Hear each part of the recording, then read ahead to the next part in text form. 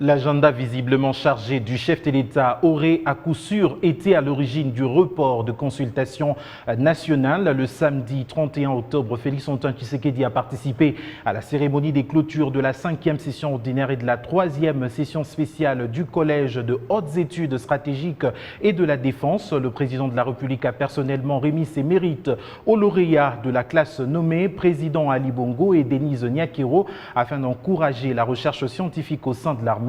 Cette activité s'est déroulée en présence d'officiers supérieurs de l'armée, de la sous-région et d'autres responsables de l'administration publique intéressés par la recherche en matière de la sécurité.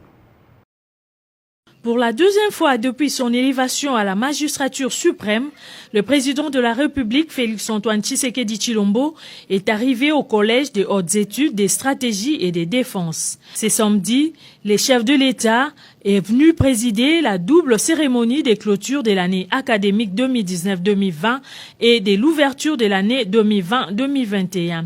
Au total, 116 lauréats, dont 61 de la session spéciale, 34 de la session ordinaire et 21 de la 3e promotion de l'école supérieure de l'administration militaire, ont reçu des mains du chef de l'État, commandant suprême, des diplômes ayant sanctionné leur formation dans ces prestigieux centres d'excellence stratégique régionale de la CEAC.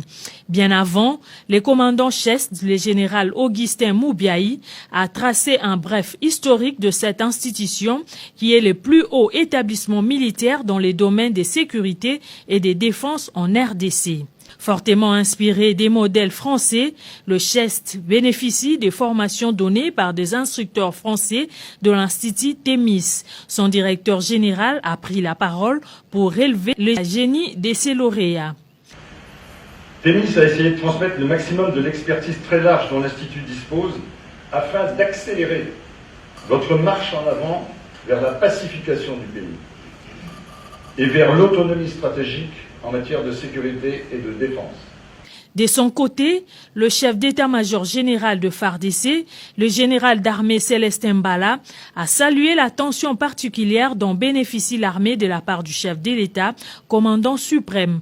Il a aussi annoncé l'ouverture dès janvier 2021 de l'école des guerres de Kinshasa, créée grâce à la coopération franco-congolaise.